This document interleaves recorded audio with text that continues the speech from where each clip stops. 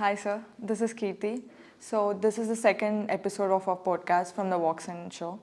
So, thank you for being here today, for taking out your time and sharing your experiences and all. So, starting off with you, I got to know that you're also an engineer before being a product designer. So, how did that evolve from being an engineer to completely making a background of product design? Sure. So, firstly, thank you for having me on the podcast. It's really fun, and I think podcast is a new medium to interact. Coming to your question, so I did my engineering way back in 2007 from BITS Pilani.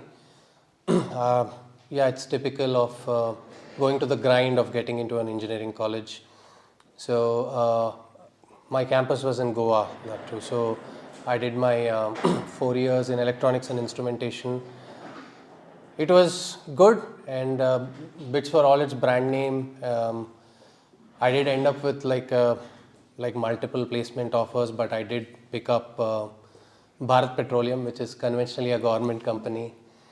So I was a management trainee, then an assistant manager, and at a very young age, I became like a head of automation for the whole Karnataka state. So I was handling about 300 petrol stations, automation, all that.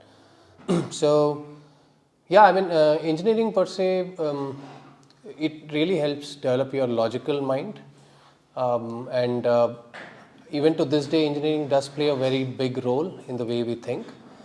But when it comes to problem solving, I think sometimes it's a balance between logic and creativity. Yes. Right, my design journey was complete the creativity aspect, so it's always balancing both of them.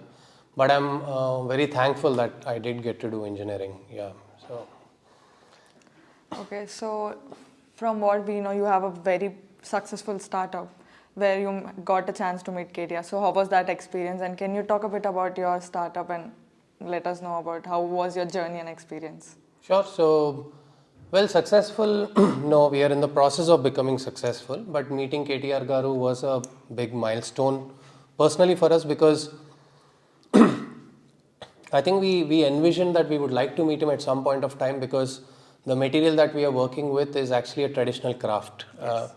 And incidentally, KTR Garu is the Minister for Handloom and Craft for the Telangana state. So somewhere I think in 2022 we thought it would be great if we get to meet KTR, but then fate had it that we would meet him. Coming back to the startup story itself, just for the audience to give you a perspective, we make footwear for farmers from indigenous wool blankets. Now, how did the idea come into being is way back in 2018, as part of my NID graduation project. I did my master's from NID in transportation design. We worked on a wheelchair. The wheelchair goes by the name of Ibex. It's there in the market, you can check it. It's actually my graduation project. And until then, we transportation design, you join NID with the dream that you will design Lamborghinis, Ferraris. And that's something we are very passionate about now also. But NID gives you this very different perspective of how satisfactory it is to do something for the underprivileged, right? They do encourage for you to do something for the privileged as well. It's not that, but their whole idea is built around, what can be done in India. That's what clearly the curriculum also says.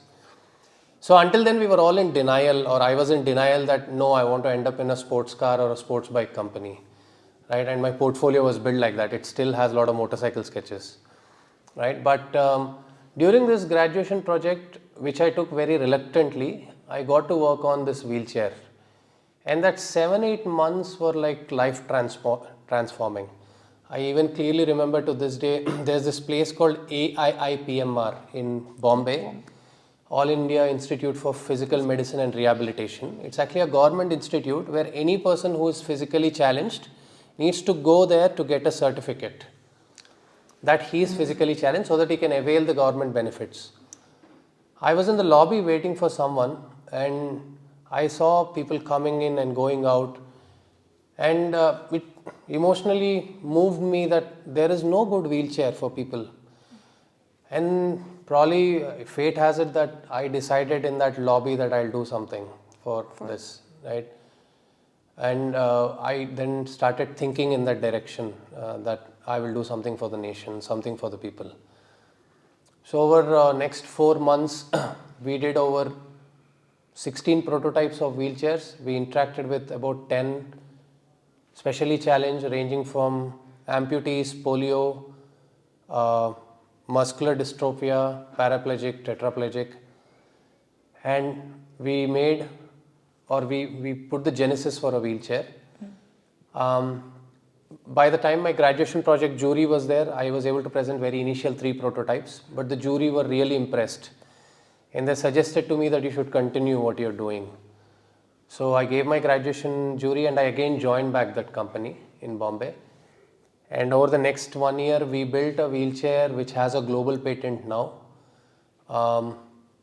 It is made 80% from bicycle parts. So why is making from bicycle parts important? Because one of the main problems with the wheelchair industry is if you want to get spares, they cost almost 40% of the MRP.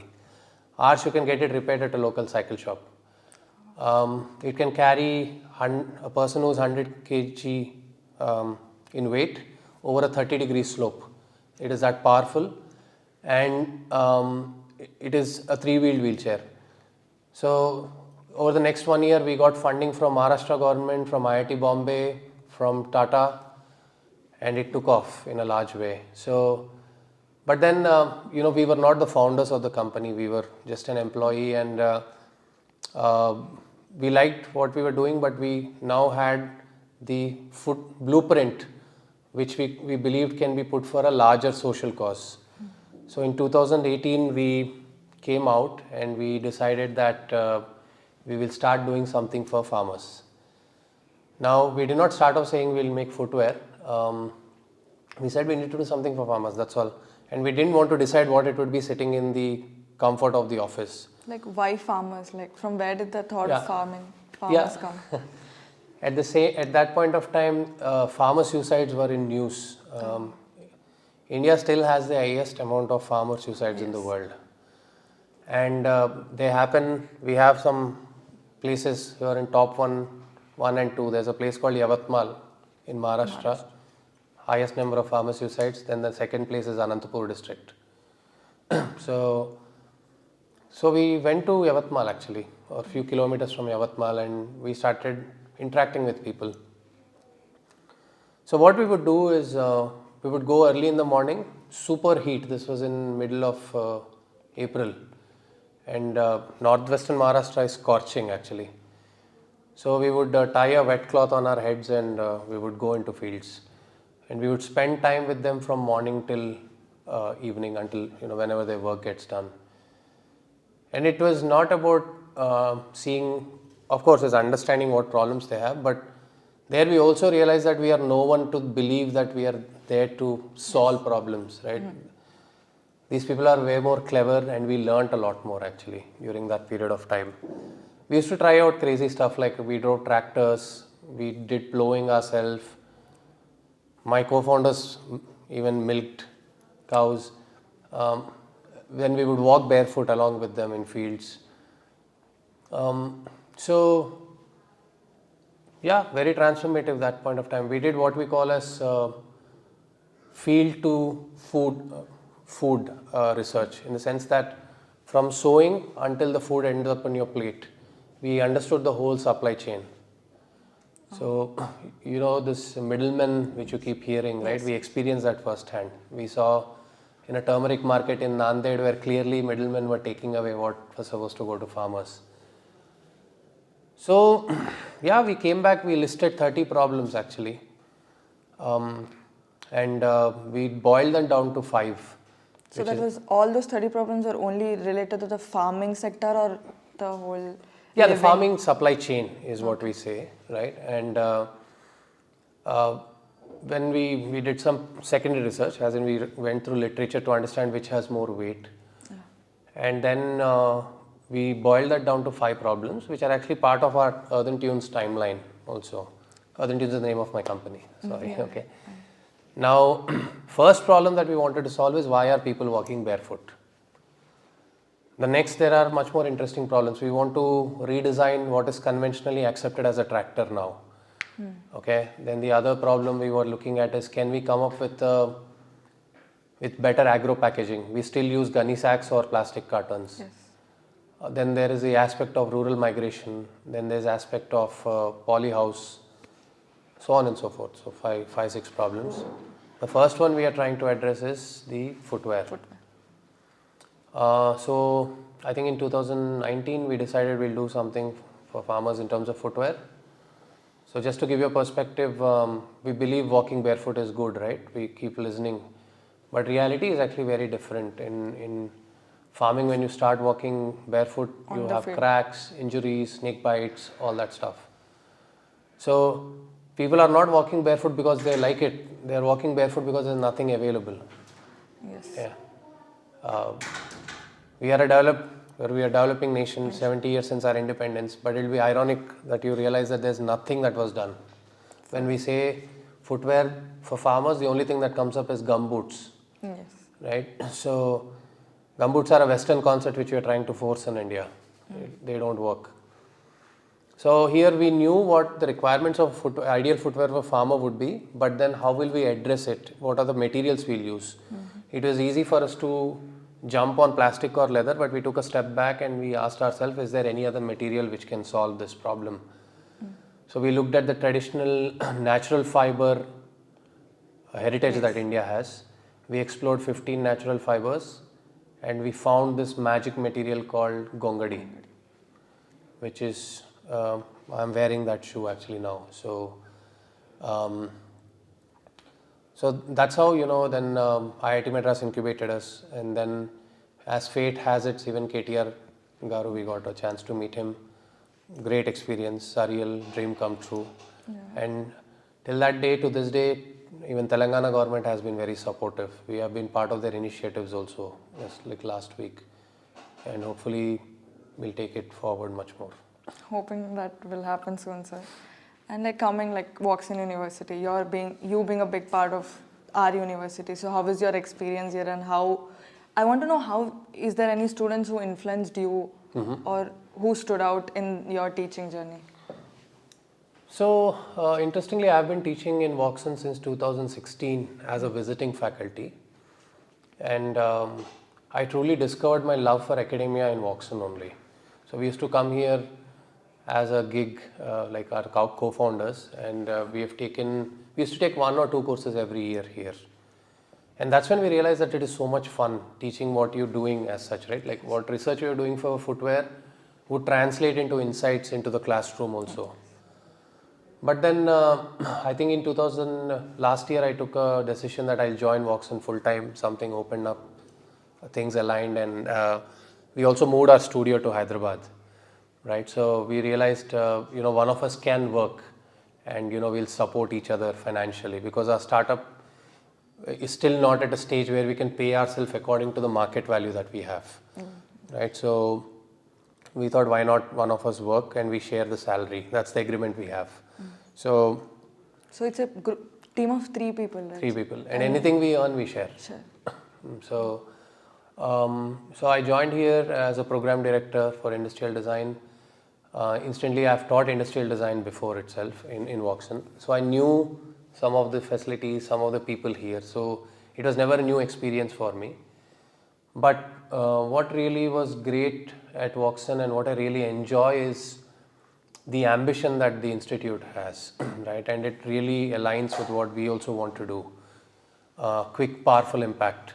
So as soon as I came here, the Woxsen was very open to my ideas of how we need to take the program to the next level, right? And I believe we have done a good job over the past 1 year, 8 months or so that I've been here. Everyone from top management has been super supportive. And coming to the aspect of whether I learned anything from my students, it's an everyday thing. I think academia keeps one young, because you're always in touch with what the young minds are thinking. And specifically what we do in design is we give freedom to think whatever you want to, solve whatever problem you want to. So I have my students who are working on sports cars, to making lamps, to working on reviving traditional libraries, and I have at any given point of time at least 30 exciting projects which I can wake up every morning and feel excited about that, I get to be part of it. And I never perceive myself as a senior faculty who has to impose, right? I always believe like a teammate, like how I'm conversing with you, that's how I converse with my students. I ask them, do you think you can do something better, or you believe we can help you in some way? So in Woxsen, typically when I'm here, I spend at least 9 hours with my students. 8 to 9 hours is a typical one. My office is my classroom actually. I don't go to my cabin much. People have a bone with me that I don't show much in the office, but again, my dean has given me the freedom that I can go and sit in the classroom. So my life in Woxsen revolves around my students. It's always asking, are you okay? Are you guys doing fine? And then learning what they're doing. So I believe I can continue for some more time, do some phenomenal stuff here. And the pitch we have for design is, and probably what Woxsen also is we want to build the next generation of change makers, which includes you guys, which will also translate into the next question, or what we were planning to discuss, in the sense that we should move from having this mindset that we'll work for someone. Yes. Okay. You should always have a mindset of a leader. Okay. Leadership and entrepreneurship are very essential. Not that we are not stopping you from working in an organization, but every organization looks for leadership. Yes. Owning up for what you want to do and saying that you raise up your hand and say, I will do it. Okay. So that is the mindset we want to build in people who are open to problem solving. Problem solving is never related to your domain. For example, you are an architect. Yes. If I ask you to, let us say, work at the water systems of Woxsen tomorrow, it is not an architect's problem, right? It is much more than that. Yes. It's a multi-domain problem. Real world problems are always multidisciplinary. Yes. Where different hands come together, then it is how. Absolutely, right? And as soon as we realize that in the classroom, the better it is. Yes. Rather than getting a shock where you go to an industry and you realize, I don't know anything. Okay. And I think Woxsen is the best place for that, because you have people from various disciplines around you. Yes. Form your idea, have a great idea, go and talk to people around. In a class of 50, at least one girl or boy will be crazy enough to join you in your journey. Okay, so we want to build the mindset of problem solving. Problem solving has nothing to do with engineering, design, architect, law, nothing. Problem solving is like street fighting. Have you seen Bruce Lee's films? Yes. So Bruce Lee was asked once in an interview that what do you think is the best martial art for street fighting? He said there is no best martial art for street fighting. It is all knowledge that you acquire over a period of time, and then you have to improvise. Okay. Yes. So here we are unfortunately thinking in terms of I am kung fu, you're karate, that fellow is judo, and one is better than the other one. No. Everyone is still fighting for. Yeah, real world problem solving is like street fighting. You don't know where the punch will come from. You just have to like come together. Yeah, you have to be open to learn anything and everything that is required to survive. Okay. I think Woxsen is very well example for what it 100%. is. I mean, firstly, a lot of universities around India don't have, they have bias in some departments, but Woxsen is very well balanced that way. So I think all of us as both faculty and students should leverage this. Yes, we are doing it already, right, sir? So and hopefully in the next coming years we become the thought leaders for what actually multidisciplinary education is, right? So coming to the next topic which I wanted to talk was, we know that LinkedIn, being with a platform where we've seen a lot of opportunities, as you told, it's not like working under someone, but even for someone to take up ideas forward or something, I guess that's the best platform out there. So you being active and you seeing your insights on LinkedIn, what do you think the students can use this platform for bettering their design, or how can they stand out themselves in that platform? So I think LinkedIn is a great platform to let the world know your process, not just the final outcome. Okay, because generally any of the platforms that you have, you only show your final outcome. That doesn't include your failures, the kind of grind you're going through every day, the kind of interactions you're having with people to get to that final point, right? So specifically in terms of like in design, we encourage the students to put their process across because there is so much intricacy that goes into the process. And hopefully, there are a lot of people on LinkedIn who want to do great work, right? And they will come across your stuff that you're doing, and tomorrow or later they will connect with you, right? And as I said before, if you want to magnify your influence in the domain of problem solving, you need great people to work with, learn from them, collaborate with them. So I think, LinkedIn that way is exceptional, I think. So now there are a lot of new students coming into the university.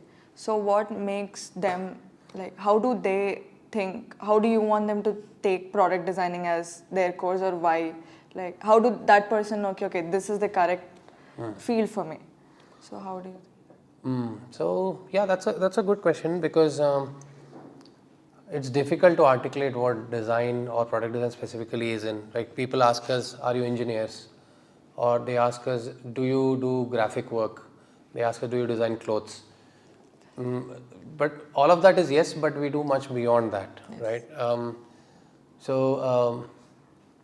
Designing, people assume, is only aesthetics, but it is much more than that. And the only thing I would say to freshers who are coming in is, first they need to ask themselves why they joined design. In my understanding, people pick design because they have seen a beautiful product or seen a great designer and they thought, I want to do something like that. That is generally the genesis. Yes. And unlike engineering, I am an engineer, right? We are not forced into it. Design is something people take voluntarily. Yes. Okay, so I believe they know at some level what they really like. Okay, so they need to hold on to that passion. It can be something as simple as a pen, camera, car, great dress, footwear. Hold on to that and then see where it fits, right, in the domains that we have here. Because as soon as passion dies out, then design doesn't exist. It is all, we say designers are crazy at some level. They're crazy and they're rebellious, or else you wouldn't pick design. Yes. So, so the craziness needs to be there all the time. So I want to finish the session with if I was a PD student, or if I wanted to view PD as something which is not portrayed outside. So what do you think the reality the students are supposed to understand? Like, for me, product design is mostly about, okay, there's a product and that is not just it, right? Yeah. So how? True. I mean, in this day and age, what is a product is the conventional definitions don't apply anymore. Yes. It's physical, digital. We are also covering what we are calling as systems. Okay, systems also come under product design, which is similar to what you have in architecture as well, in a way, right? Then we also have process design as well. I think, as I said, if you're into change making and you want to do something great, you should come and join product design. You just come and join product design, we'll take care of the rest. So, yeah. Thank you, sir. It was so nice having a conversation with you today. It was such informative, and I got to learn, like, from an architecture point. It was way more, I got to know what is way more than what just product design is seeming. Sure. So thank you. You're the first faculty who is here. So we are looking forward to have way more podcasts and talk with you more and have nice conversations. Thank you for having me. Thank you.